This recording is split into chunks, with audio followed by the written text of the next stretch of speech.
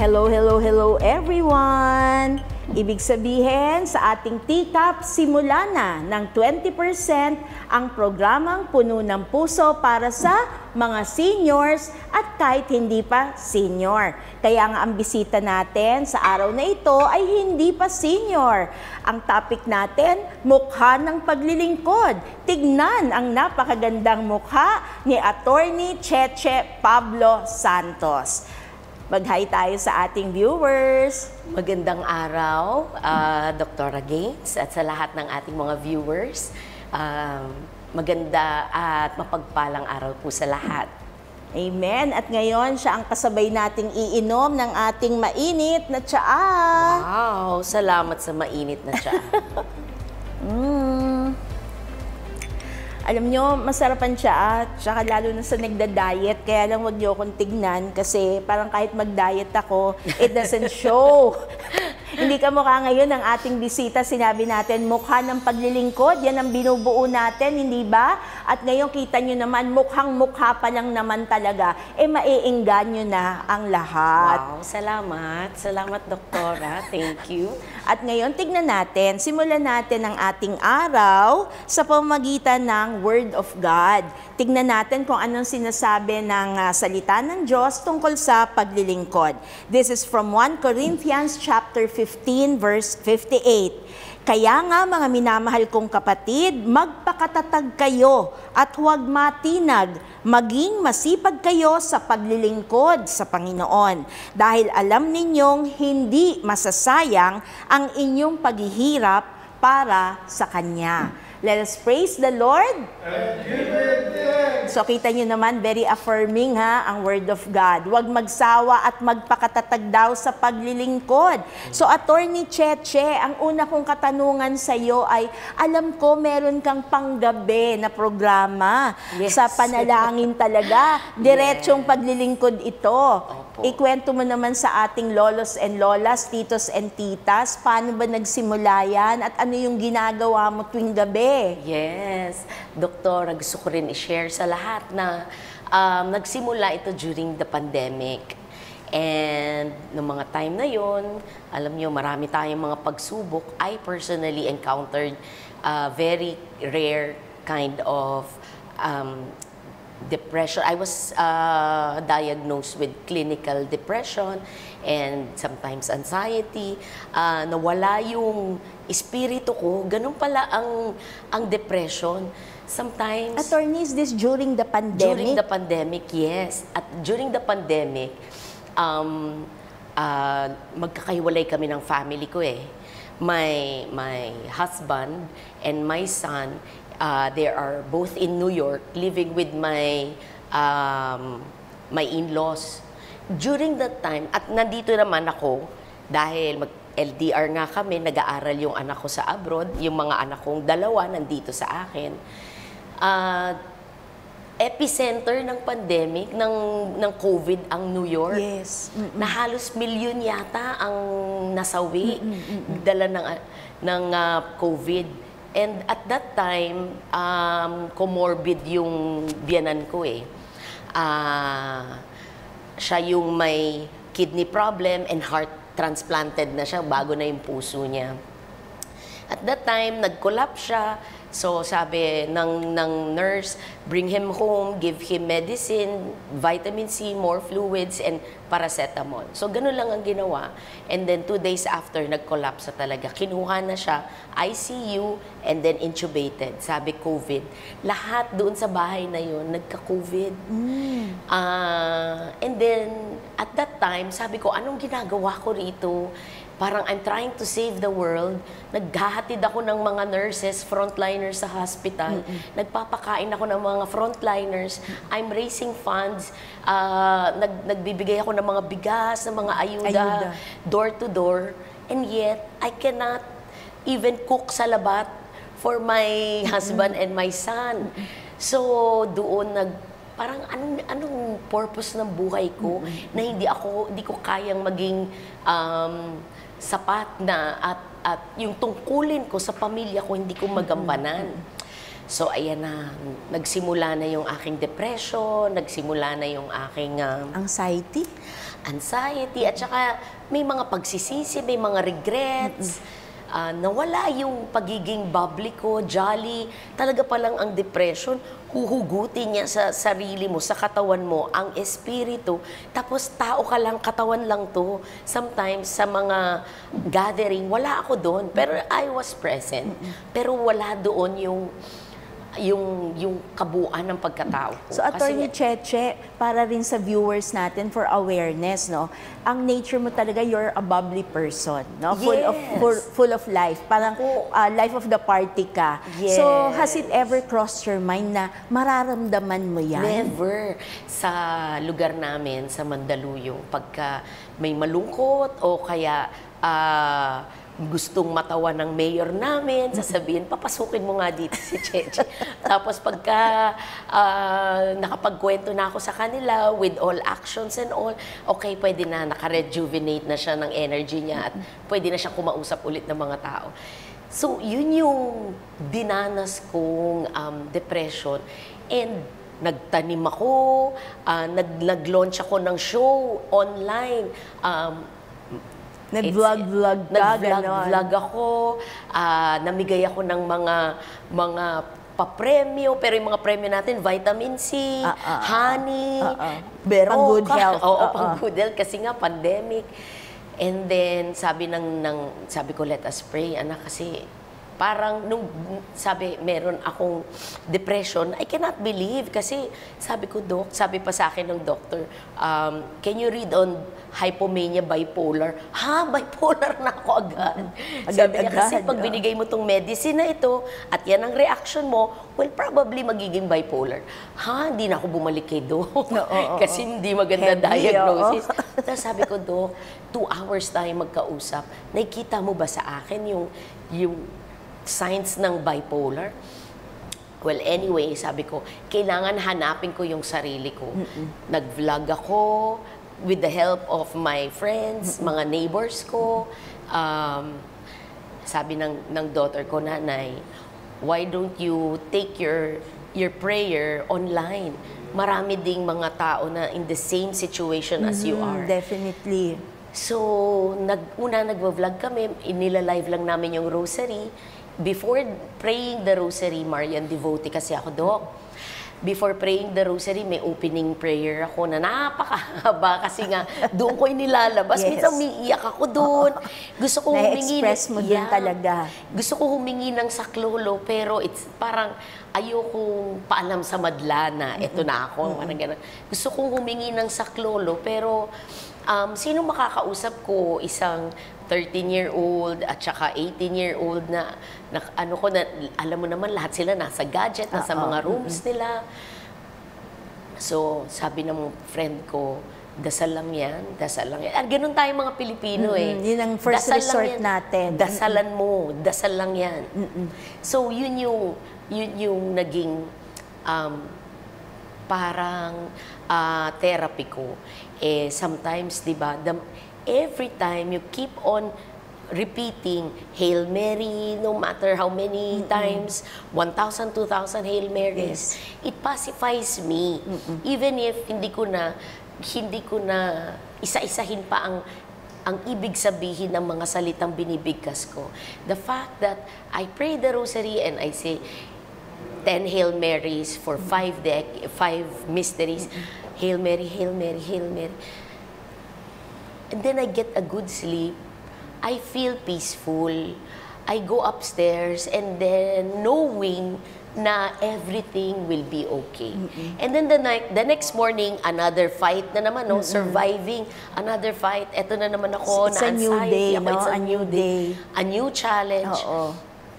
Before I retire at night, so I will pray the rosary at 9 p.m. Kasi sabi ni Pope, di ba, parang let us pray everybody, communal prayer at 9 p.m. This is prayer for the world. So, 9 p.m.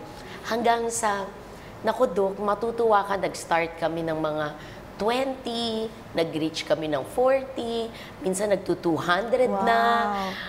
Surprisingly, there was a time, in the afternoon, sabi ko, oy, naku, prayer warriors, hindi ako makakadasal ng gabi. So, gawin na natin tong 3 o'clock. Eh, yung pala, that was the time na buhay din ang mga tao sa ibang bansa. So, this time, mga Middle East. Oo. Middle Eastern, di ba? Yung mga So, ano to? FB Live ito? FB Live sa fan page ko po. So, nagro-rosary ako and then, umabot kami ng 1.7, 1.8. Wow, all over the world. Tapos iba-iba na mga pangalan, yung mga pangalan nila Sanskritan, hindi ko na mabasa. Tapos sabi ko, hindi ko na kayo mabati kasi dati, after the prayer, babatiin ko sila isa-isa. 30 lang naman yun. Di ba basahin Siyempre ko to acknowledge them, di ba? For being a part of that prayer time. Yes. And then, so na-establish na namin yung prayer life. And then, after yung medyo lumuwag na-establish na namin ang personal relationship. Every 9 p.m., meron kaming bonding. Nung lumuwag na, nagkaroon kami ng Christmas party. Aba. Parang simpleng gathering lang. And nag-usap kami, ano yung experience mo? Paano mo natuntun yung 9 p.m. rosary ko? Sabi, attorney, nagtatrabaho ako sa hospital.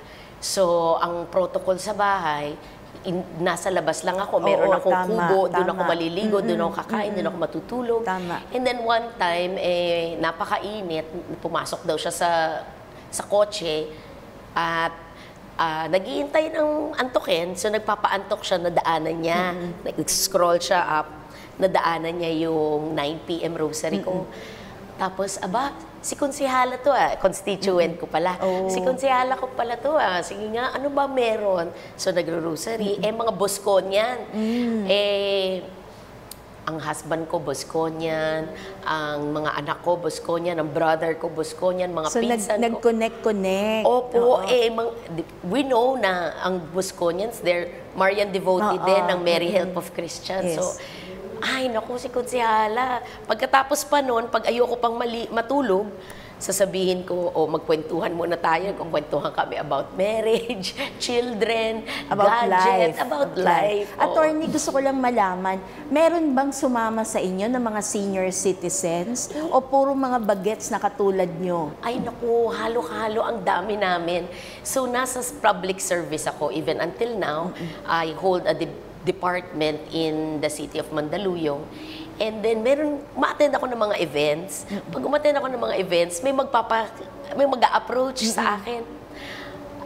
Konsehala, ako po si Delia Grajeda Maglana. Binabati ko sila. Oh my God, Delia Grajeda Maglana. Ikaw ba yan? Nare-recall ko sila dahil every night, I always greet them in person this time. Sabi ko, naku. So, I think she's a senior. Merong dalawang mag-asawa na laging nakatutok sa akin. Actually, yung viewers ko, they're more, siguro, I can say 70% senior citizens. Naku, mag-hello ka sa kanila. Yes, babatiin ko kayo. Sana makasama kayo every 9 p.m. There was a temptation na, busy ka na, bumalik na yung normal, oo. Every night, madami ka ng mga functions, hindi ka na makapagdadasal. Parang may mga ganyan. Pero, may mga times out of 7 days, siguro mga 3 nights, hindi ako makakadasal. Pero I make it a point na andun kasi, yung mga viewers ko, nagkakaroon na ng panic mode. Kapag 9 p.m. at wala pa tinetext na ako, sasabihin niyan sa akin. Bakit wala pa? Hindi ka pa naka-on. Sasabihin niyan, attorney, wala pa ba? Ay, mataray. 9 p.m. na, nasan ka na? Ay, naku, nagagalit. Please send link. May mga ganyan. Ibig sabihin, wala ka pa. Wala pa ako. Di sinasabi ko naman.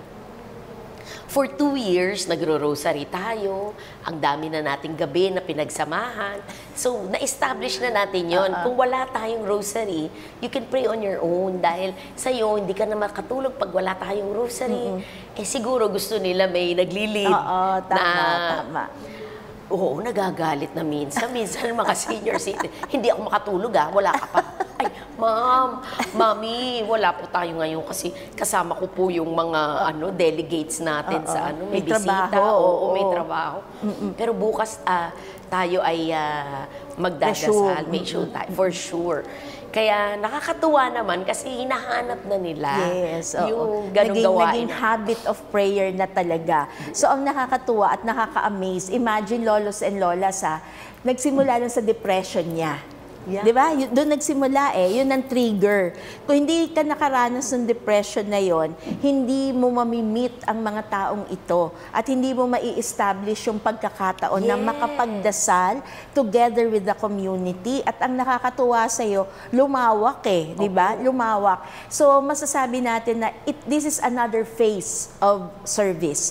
Ibang mukha, no? Hindi lang yung professional life natin, hindi lang yung career natin.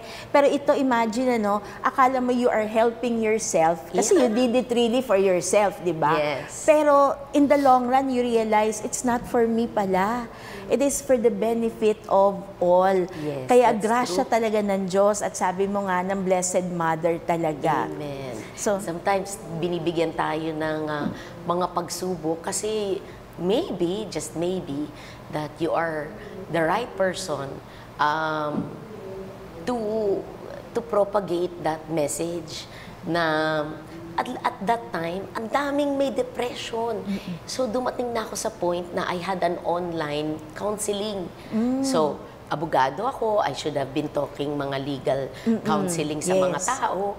But this time, ang dami pala, while I was crying, I'm showing my vulnerability to the people na parang, ako rin ganyan, hindi pala nakakahiya, kahit malaman ng buong madla, hindi pala nakakahiya na sabihin yung totoong kalagayan mo. Kasi ito nga si konsehala, si attorney, dumaranas pala ng ganon. And then after that, ang dami ko ng mga messages. Only then, I realized I have to put up a parang healing show, psychological and emotional healing, featuring a friend psychologist who can help diagnose mga tao or answer questions online, and if they need therapy Assistance or talaga.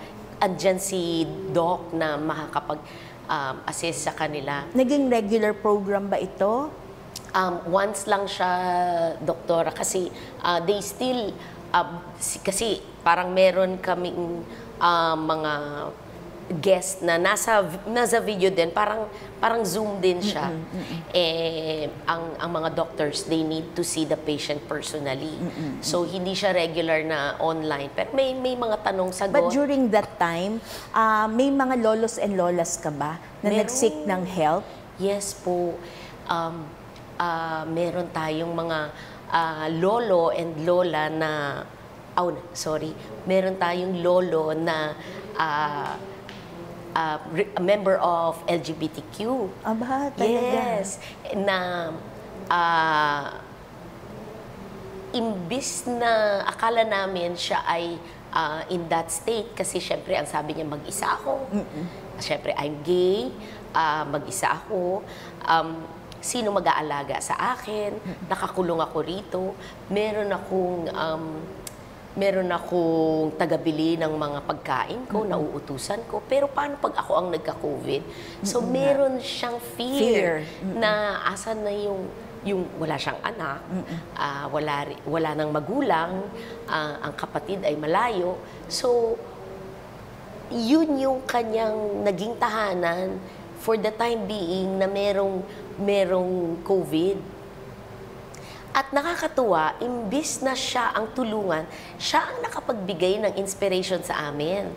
Parang sinasabi niya, oy, wag kayong malungkot, wag kayong magagaganyan kasi ako nga, anytime kukunin ako ni Lord, baka mamaya, pag nilalagnat ako, lahat na lang ng meron dyan, iinumin ko. Kasi nga, nagpapanik siya. Sino nga tatawagan niya, gano'n. But with the grace of God and yung kanyang positive thinking, kung doon mo makikita na wisdom comes with age, di ba? As we grow older, we are more stronger, wiser. We have stronger faith. So siya, dahil senior na nga siya, he knows better kahit yung kung anong mga dahon-dahon na iniinom niya, alam niya daw Herbal. Oo, binubunot niya lang yan, sabi niya. At marami siyang binigay sa aming advices. So nakakatuwa na akala namin to the rescue kami sa kanya. It's the other way around. It was him who gave us hope, nagpatawa pa, alam mo yon, yung parang, hay nako, walang pandemic ngayon dahil magkakasama tayo. So, attorney, parang nagiging pattern, ano? Ang pattern ay, parang akala mo lang, may need ka.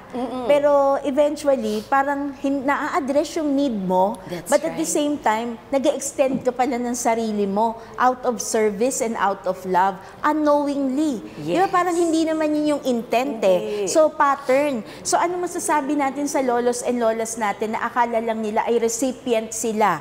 Kasi at this stage in their life, syempre inactive na sila eh. Pero how can you inspire them to say na, "Hoy, productive pa kayo"? Ay, oo. My mom is 78. Nako, Doka, every time I talk about my mom, I get emotional. She's 78 at nasa home facility siya sa Amerika. And she's suffering with dementia. Ako, naiyak ako, no? And she's way back during her younger years, she's a professional. She's she managed to get all of my siblings and gave them the American dream. Okay. So even now, meron siyang dementia. And she's now in a nursing home.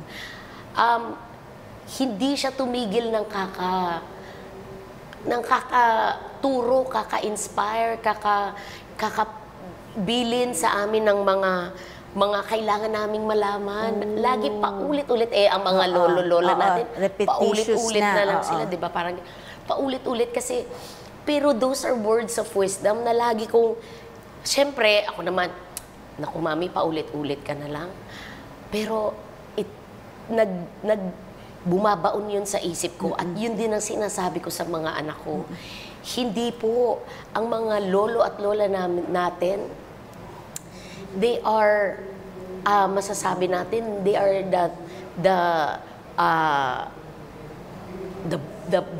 parang, they are the strength, they are the source of knowledge ng ating mga kabataan, lalo na ngayon ang mga Gen Z, yung mga Gen Zs, millennial, sometimes they So, ang anak mo, represented nila lahat yung generation na yon. Yes. But, alam niyo po, ako, kahit na I'm in my midlife, mid-50s na po ako, kung magbubuhay ako ng 100 years, 51 na po ako.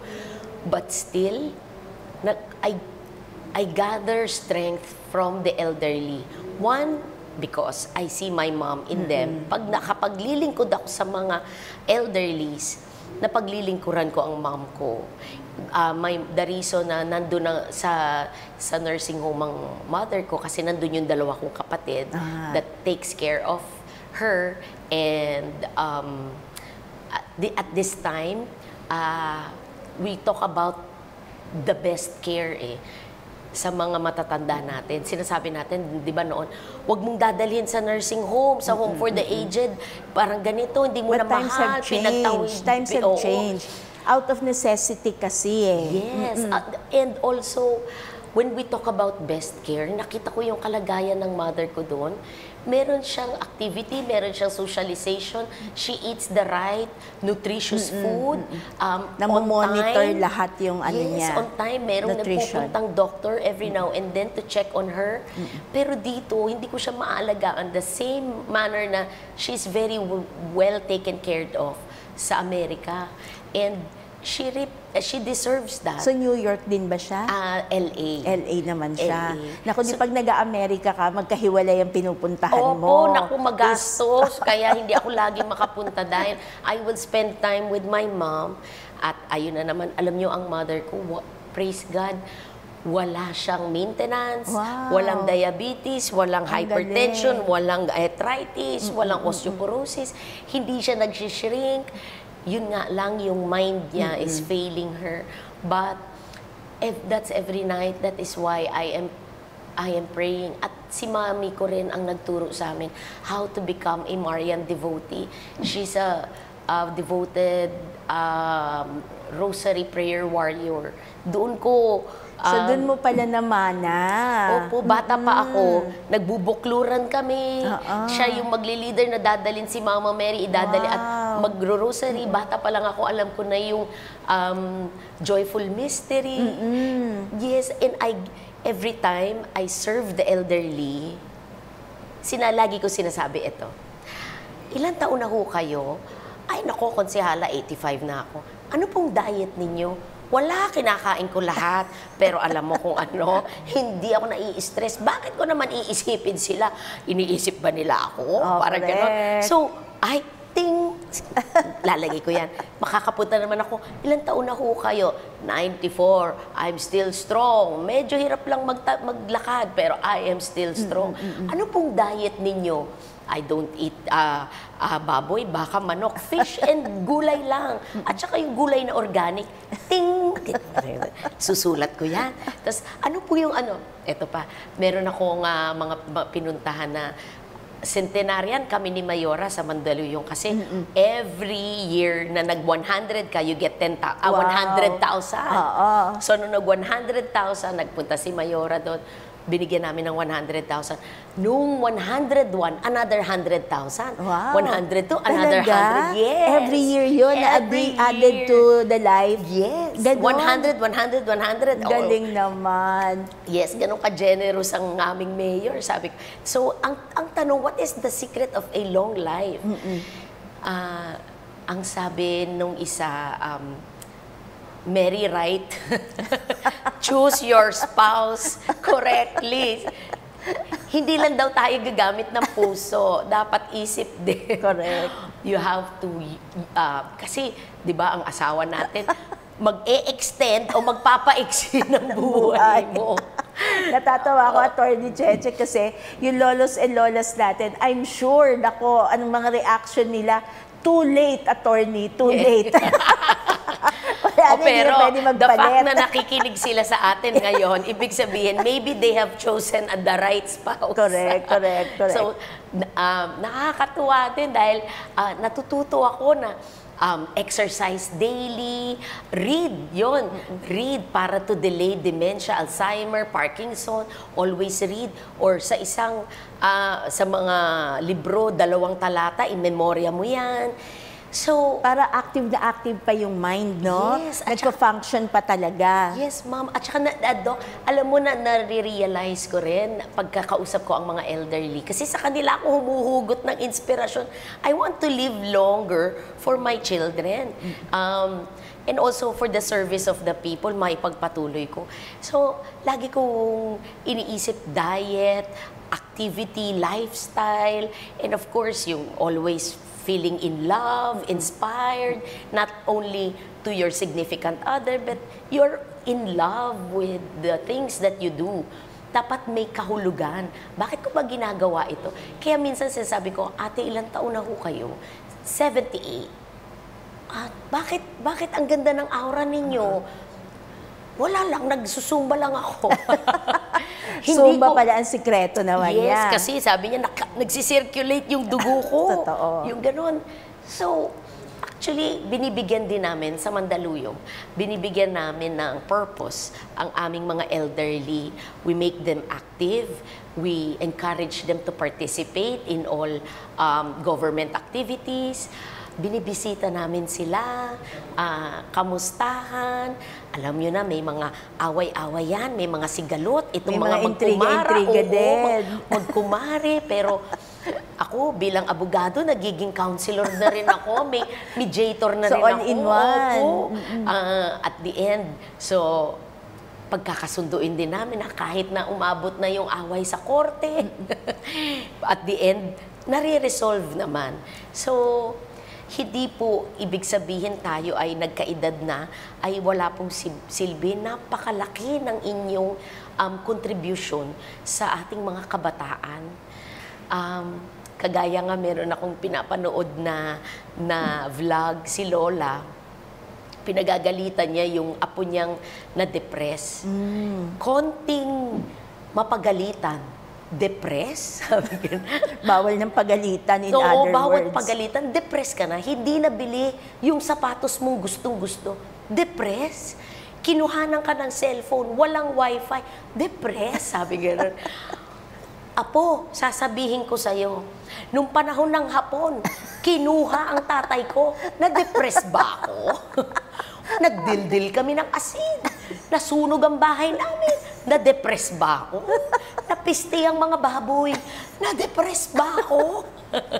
Sabi niya, galit na galit siya. Sabi niya, paano di ka madidepress? Lagi kang nakakulong sa madilim na kwarto. Nakikinig ka ng mga kantang boses ipis.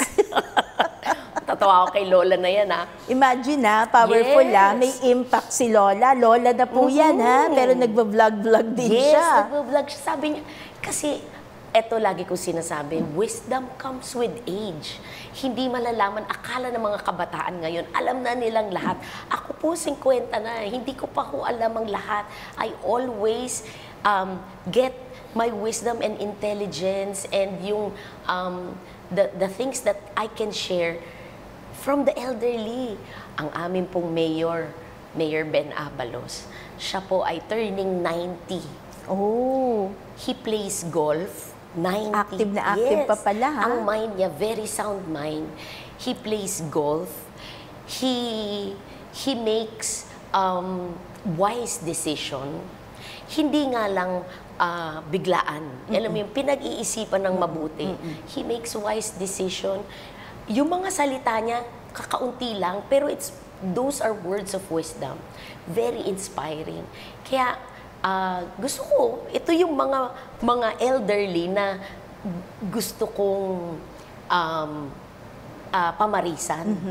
At darating ang time, sana abutin natin yung 100,000. Attorney Cheche, malayo pa naman yon. So, kailangan ma-figure out natin after 10 years, i-invite ka uli namin kasi senior citizen Yes. ka na nun. Ay, yes. At ipakita sa lolos and lolas na beautiful ka pa rin. Kagaya nyo, Doktora. At ganito pa rin tayo in 10 years.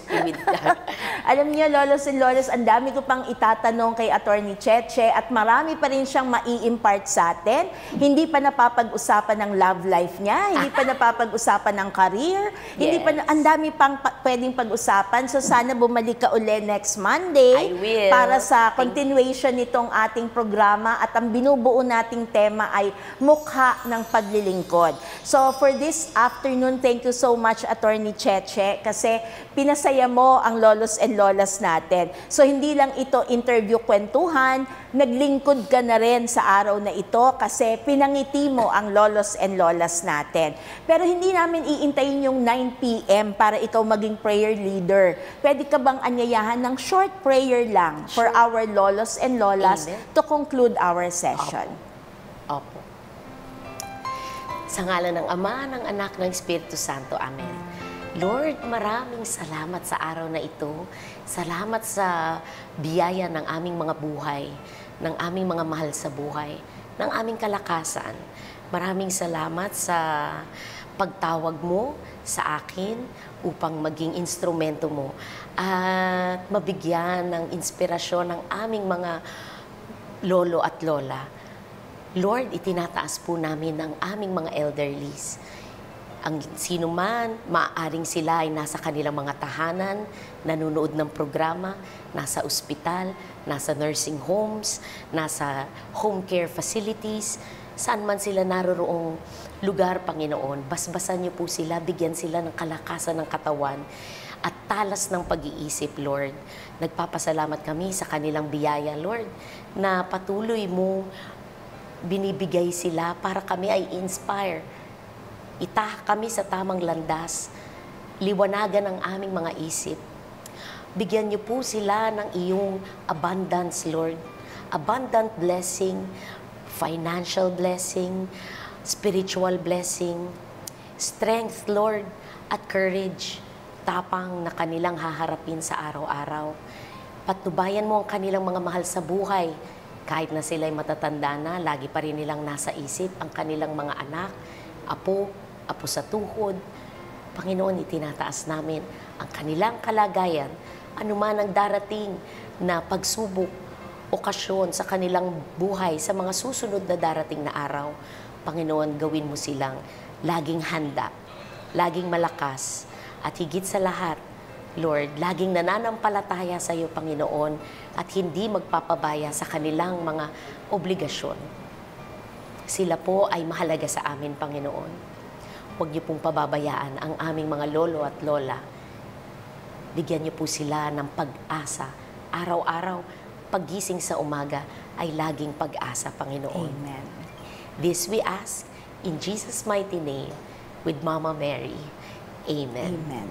In the name of the Father, and of the Son, and of the Holy Spirit. Amen. Let us praise the Lord Amen. and give Him thanks. Maraming salamat at hindi dito natatapos ang lahat. May continuation tayo. Yes, We'll see you Doktora. again next Monday. Thank you. Bye!